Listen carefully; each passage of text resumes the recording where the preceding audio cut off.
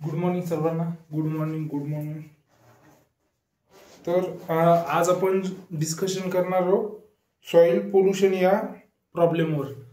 महत्वाचा टॉपिक आहे. महत्वाचा टॉपिक फक्त याच्यापुरता नाही आहे की आपण आज डिस्कस करून उद्या विसरून जाऊ. महत्वाचा टॉपिक आपण एक ऍग्रिकल्चरिस्ट म्हणून खूप महत्वाचा आहे. एक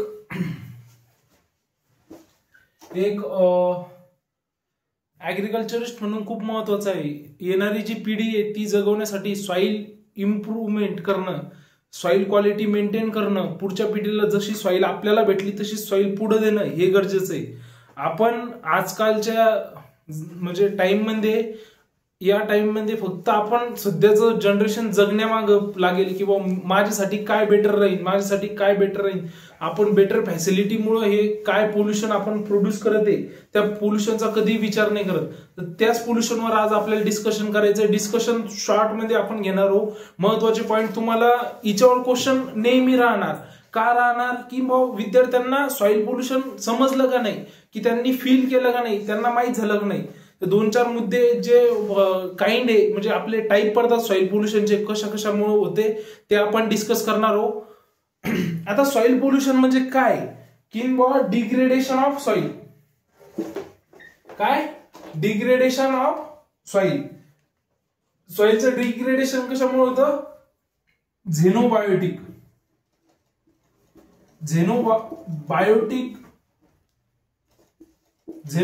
म्हणजे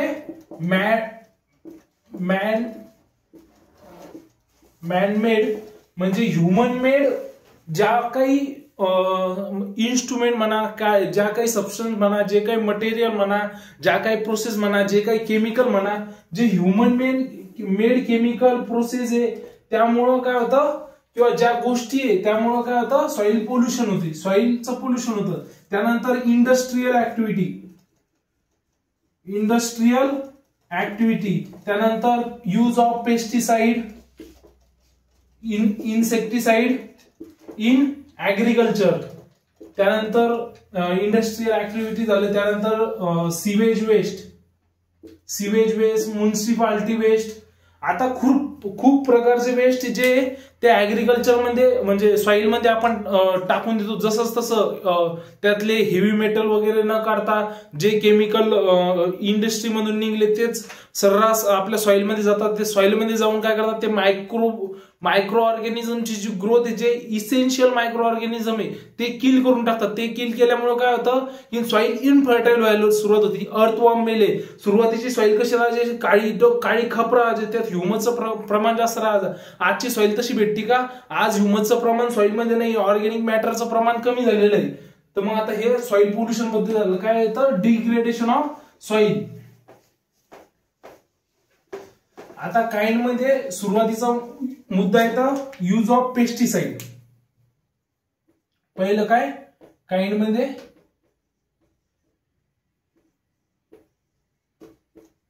पेस्टिसाइड्स. आता पेस्टिसाइड मध्ये काय येतं? मेनली इन्सेक्टिसाइड, विडीसाइड, त्यालाच आपण हर्बिसाइड म्हणतो. त्यानंतर फंगीसाइड.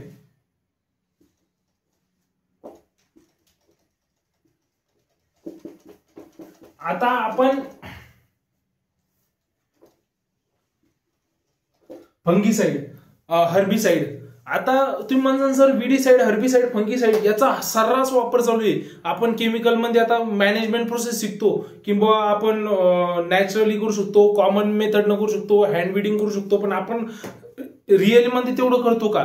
जे आता हँड विडिंगचं पहिले काय होतं की समजा हे फार्म आहे, हिच्यात हँड विडिंग झाली तर त्यातलं जे वेस्ट आहे ते हिच्यातच पडेल राहतात. हिच्यात पडलं मग ते डिकम्पोज होऊन त्याच काय तयार व्हायचं? Organic matter. तेच ऑर्गॅनिक मॅटर काय व्हायचं? मायक्रोब्सला खाण्यासाठी होतं. त्याच्यामुळे अर्थवॉर्मची जी संख्या आहे ती मेंटेन राहत. पण ही सायकलच आपण बंद केली. डायरेक्ट आपण जेव्हा हर्बिसाइड स्प्रे करतो, हर्बिसाइड स्प्रे केल्यामुळे ते डायरेक्ट जळून जातं. जळून गेल्यामुळे त्याचा वापर होतो का मायक्रोबसाठी? नाही, मायक्रो ऑर्गॅनिझम साठी नाही. त्यानंतर हर्बिसाइडचे रेसिड्यूज हे 10-10 वर्ष सापडतात. आता काही कॉमन एक्झाम्पल घ्या हर्बिसाइडचे जे की जमिनीत खूप दिवस पर्यंत पडून राहतात. डीडीटी नावाचा हर्बिसाइड हे 10 वर्ष याचे रेसिड्युअल इफेक्ट राहतात. ओके. त्यानंतर 2,2,4-D जे ते 14 ते 13 दिवस, 14 ते 30 दिवस. 2,4-D सगळ्यात जास्त वापरणार याचं 14 ते 30 दिवस एवढं रेसिड्युअल इफेक्ट राहतात. तसंच वेगवेगळे इन्सेक्टिसाइड ज्या आपण वापरतो, त्यानंतर फंगीसाइड ज्या केमिकल सीड ट्रीटमेंट करतो, किंवा आपलं स्टोरेजच्या वेळेस इन्सेक्टिसाइडचा वापर करतो, स्टोरेजच्या वेळेस इन्सेक्टिसाइडचा वापर केला तेव्हा पण ते इफेक्ट करतात. फंगीसाइड आपण सॉइल ऍप्लिकेबल फंगीसाइड आहे ते सॉइल मध्ये अप्लाय केल्यानंतर ते तिथं डिग्रेडेशनचं काम करतात, सॉइल डिग्रेडेशन, सॉइल इनफर्टाईल करण्याचं काम करतात. त्यानंतरचा जो दुसरा प्रकार येतो तो येतो इनऑर्गॅनिक वेस्ट. आता इनऑर्गॅनिक वेस्ट मध्ये सुरुवातीचं पेस्टिसाइड समजलं. पेस्टिसाइड मध्ये 3 इन्सेक्टिसाइड, हर्बिसाइड, त्यानंतर फंगीसाइड.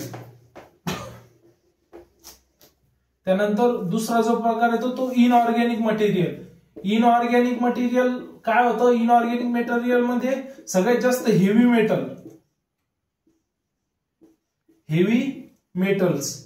मेटल्स म्हणजे ज्याची डेन्सिटी ही 6 ग्रॅम सीसी पेक्षा जास्त असेल. तिच्यात येतं मॅग्नीज येतं, त्यानंतर पीडी येतं, त्यानंतर निकल येतं, असे वेगवेगळे येतात. आता याच्यात काय राहतं? याच्यात हेवी मेटलचे टॉक्झिक इफेक्ट किंवा पॉइझनस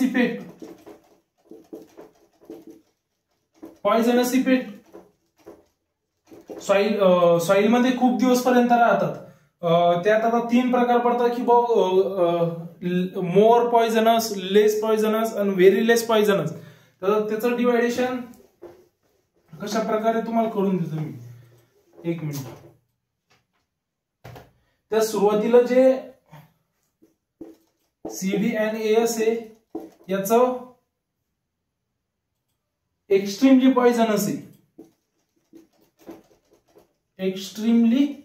पॉइझनस आहे, त्यानंतरचं झिंक अँड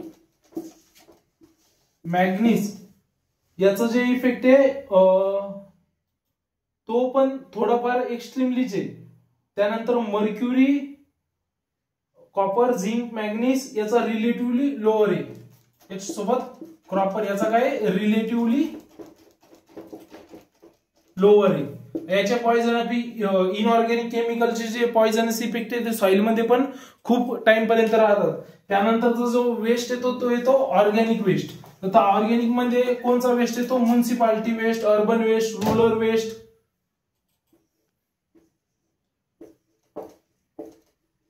ऑर्गॅनिक वेस्ट मध्ये municipality waste, rural waste, urban waste. आता हा वेस्ट कोणता? आपण डिटर्जंट वापरतो. आता पावडरी सर्रास केमिकल न वापरतात तेच पाणी नदी नाल्यांना, ओढ्यांना आपण नदी नाली सोडतो तेच पाणी शेतीसाठी वापरतो, बरोबर आहे.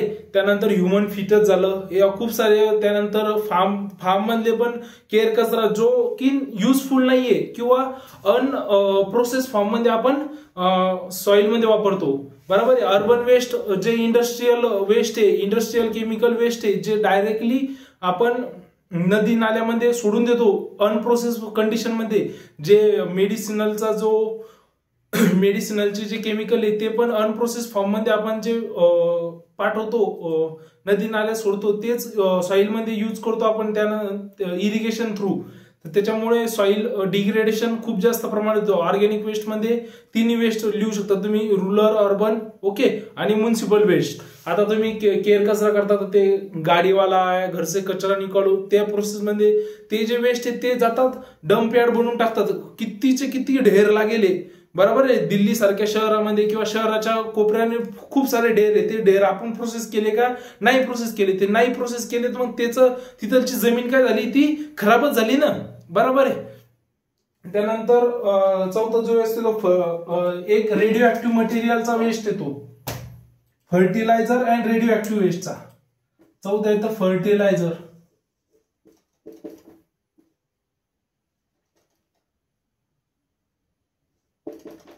फर्टिलायझर किंवा पॉइझनस वेस्ट. आता जे ड्रिंक वॉटर आहे त्याच्यामध्ये पण NO3L ची मात्रा एक लिमिटेड फॉर्म मध्ये देईल किंवा एवढं जर असेल 10 ग्रामच्या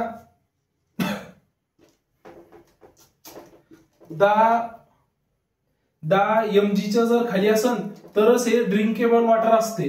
पण त्याच्यावर जर असेल तर हे नॉन ड्रिंकेबल वॉटर म्हणून घोषित केले जाते. Non drinkable. ओके. तर मग हे पण आपण हरवेळेस मेंटेन करतो का, वॉटरचं प्युरिफिकेशन करतो का, तर हे त्यानंतर रेडिओ वेस्ट हे फ्लेमेबल असतात.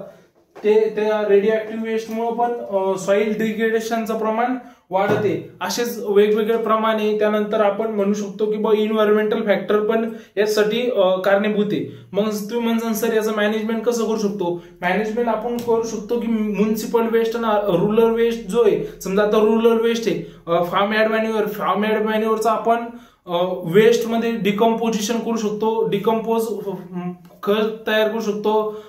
समजा वर्मी वॉश तयार करू शकतो, वर्मी कंपोस्ट तयार करू शकतो. त्यानंतर त्याचं प्युअर प्रमाणात डिकम्पोज करून ते शेतामध्ये वापरू शकतो. बरोबर आहे. हे झालं फार्म ऍड मॅन्युअरचं. अर्बन वेस्ट हे वेगवेगळ्या 3 ते 4 प्रकारात सेपरेट करून त्याचं जे डिकम्पोज होऊ शकतं त्याला डिकम्पोज करायचं. जे हेवी मेटल ते रियूज करायचे. जे समजा मोबाईल वगैरेचे याचे जे ते जर यूज करता आले ते यूज करायचे नाही. ते वेगळ्या प्रमाणात वेस्ट आपण रिसायकल करू शकत असतो. ते रिसायकल करायचे. नंतर प्लास्टिक वेस्ट झाले, त्यानंतर प्लास्टिकच्या ज्या पन्ने आहे त्या बरोबर जमा करून त्याच्यावर काहीतरी प्रोसेसिंग करून काहीतरी करण्याचा प्रयत्न केला गेला पाहिजे. त्यानंतर जे वेस्ट फर्टिलायझर आणि इन्सेक्टिसाइड पेस्टिसाइड तर होता तर इन्सेक्टिसाइड पेस्टिसाइड डायरेक्टली न वापरता आपण ऑर्गॅनिक पद्धतीने ते वापरून समजा integrated pest management, integrated nutrient management केले गेले पाहिजे. सुरुवातीला हँड विडिंग करायची. त्यानंतर नाहीच जमलं तर एका लेवलला तर मग आपण मारू शकतो. त्यानंतर बायो एजंट वापरू शकतो आपण. इन्सेक्टिसाइड मध्ये हर्बिसाइड मध्ये पण बायो एजंट वापरू शकतो. नंतर बायो हर्बिसाइड वापरू शकतो. हा पण एक आपल्याला उपाय भेटू शकतो. त्यानंतर स्टिकी टॅप लावू शकतो इन्सेक्टिसाइड मध्ये. त्यामुळे काय होईल, आपलं जे केमिकलचं यूज आहे ते केमिकलचं यूज कमी होईल. आपल्याला तर केमिकलचं जेवढं यूज कमी करू तेवढंच आपण सॉइल फर्टिलिटी वाढवण्याचा प्रयत्न करू. आता तुम्ही म्हणसान सर सॉइल रिक्लेमिनेशन करण्याचा प्रयत्न करायचा. सॉइल टेस्टिंग करून घ्यायची. सॉइल टेस्टिंग केल्यानंतर खरंच आपल्याला नीड आहे का त्या फर्टिलायझरची, खरंच नीड असेल तरच टाका, नीड नसेल तर नका यूज करू. बरोबर आहे. सॉइल टेस्टिंग झाल्यामुळे काय होतं, नीड जर असेल समजा आपल्या हिच्यात नायट्रोजनचं प्रमाण जास्त आहे ना, आपण चाललंय युरियाची बोरी 400 रुपयात भेटती टाका, 400 सगळे स्वस्त टाका. तर जर नीड असेल तरच टाका. त्यानंतर क्रॉप रोटेशन करू शकतो. त्यानंतर वेगवेगळे पिकं घेऊ शकतो. त्यानंतर ग्रीन मॅन्युरिंग करू शकतो. ग्रीन मॅन्युरिंग हा एक चांगला उपाय ठरू शकतो. त्यानंतर मल्टिपल क्रॉपिंग सिस्टम वापरून आपण फर्टिलिटी मेंटेन करण्याचं काम करू शकतो. हे झाले असं ते रेडिओ ऍक्टिव्ह जे वेस्ट आहे ते तर हाय लेवलवर कंट्रोल केले गेले पाहिजे. त्यावर आपण नाही बोलू शकत.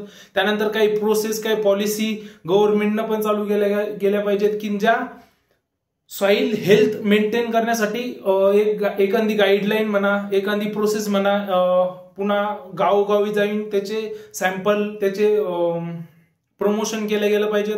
सोशल मीडियाद्वारे इन्फ्लुएन्स केल्या गेलं पाहिजे सॉइल फर्टिलिटी जगवण्याकरता. ओके.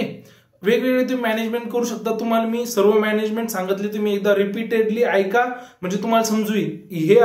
हे काही पाठ करायचे नाही, तुमच्या मनात तुम्ही लिहू शकता. ओके. पुन्हा इरिगेशन वॉटर चांगला सोर्स यूज करा. इरिगेशन वॉटरचं पण टेस्टिंग करून आणा किंवा आपल्या इरिगेशन वॉटरमध्ये सॉल्टचं प्रमाण जास्त आहे का कमी आहे. ओके. असं वेगवेगळ्या गोष्टी करून तुम्ही सॉइल हेल्थ मेंटेन करू शकता. धन्यवाद इथपर्यंत व्हिडिओ बघितल्याबद्दल.